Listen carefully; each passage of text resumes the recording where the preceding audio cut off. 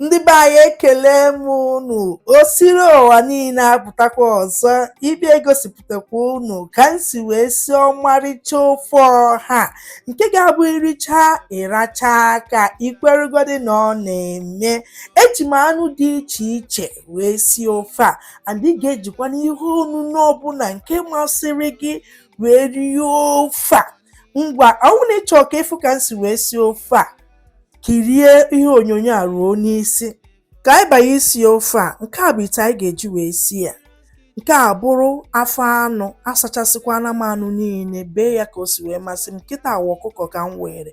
Nke a bụrụ ụkwụ anụ, nke ikpete maazụ wa anụ ewu. So ihe ọzọ m mezie bụ eti m ogiri bekee m, iti ka o si wee masị gị. Etikwanụ m nnu. Ihe a bụ esicha anụ a o wee nwee ike wee nwenụ o wee tọọ ụtọ. Ihe ọzọ ntizikwa wee onions nke m kwọrọ akwọ, mmechazie ya akpagha m ya akpagha, mkpaghachazie ya emechie m ya ka o wee sụọ gbapụta mmiri anụ ahụ. Nke a ga-eme ihe niile nke ngwongwo nyi nke anyị kwakọrọ n'ofe a na anụ a ọpụta ọfụma. Oge na-adịghị anya aga m nenekwa n'ihe m siri n'ọkụ meghekwana hụ na afụgo mmiri anụ agbapụtago na ya ọfụma so akpaghacha m ya, ewere m mmiri gbaa ya ka o ruo ọkara anụ dị n'ite.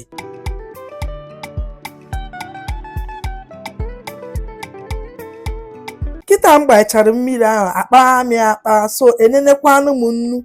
Mfụ na nnu adịchaghị, ewerekwanụ m nnu tii n'ime ya. Mgbe m mesizi ya kpaghakwa m ọzọ, kpuchie ya ka ọ sụọ. Ama m na anụ eyebeghị. Oge ụfọdụ otu a ka m si esi ya ka anụ ghara ide ide n'ime ofe.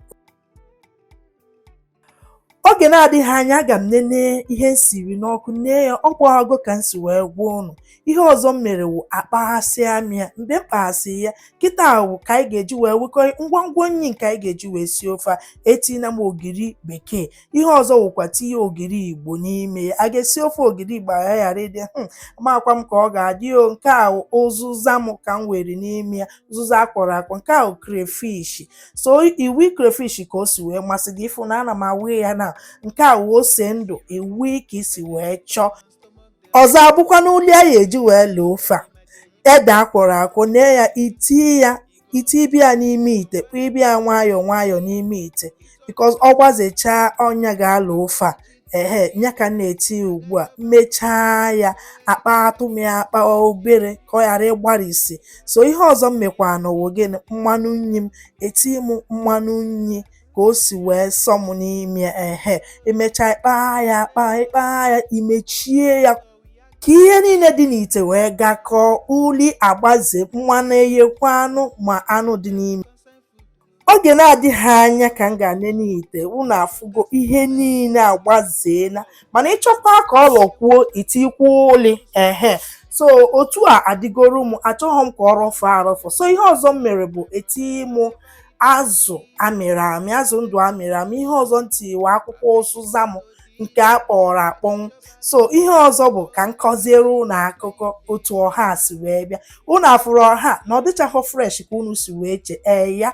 Ọha anọtatụgo obere aka. Otu m si wee mịa bụ eweta m ọha, kpachachaa ya, sachasịa ya, were aka ịghọtago kọtụ sia ya. Mgbe m kọtụ sizi ya, etim ya na nylon, gbaa ya mmiri, o see n'elu, ekechie m, etim ya na friza. Tinye ya na friza, ọkwanya mere ị na-afụta ya ọ dịka ndụ ndụ aka dị n'ime ya. So ọ mgbe o ji masịzi m ka m ji wee webute ya isi. Ọnya kpatara o ji wee dị otu. Ọkwa n'ihe anyị na-afụ n'obodo oyibo. Ihe ọzọ m mezi bụ mgbe m tichaziri ya, nene nnukwu ka ịma na ihe niile atụọla, imechie ite gị ka ọ gbọọ just for 1 minute. Oge na-adịghị anya ka m nenere ofe a, ọ gbọkọọla. Akpaghasịa m ya, kene na-agbọ potopoto. Nke a bụ iricha ijuọ na ọkafọrọ. Ofe ọha atọka, ọ na-asọ. Ị ga-eji nri onunu ọbụla masịrị gị wee rie ya. Ihe a dị n'aka nri bụ ọha ahụ nke ị ga-efroze efroze, otu a ka ọ ga-adị. Ihe ọzọ nchekwara ka m mee ka unu mara bụ ngwa ngwa ị na-ewepụta ya, ọ na-agbazi ozugbo, iwere nyọ gị yọpụ ya mmiri ya, wee ya n'ofe. Mana ịhapụ ya ka ọ nọtụ, nyawụ na ọha gị eme gịnị ọgbachie. Ọ bụ na taa bụ izizi gị, biko metụrụ m aka na mgbịrịgba ahụ nke sịrị subscribe ma tụsara anyị ozi a ka ndị nke na-afụbeghị sorokwanụ wee fụrụ. Ka ọ dịkwanụ, anyị ga-afụ ụbọchị ọzọ. Bye.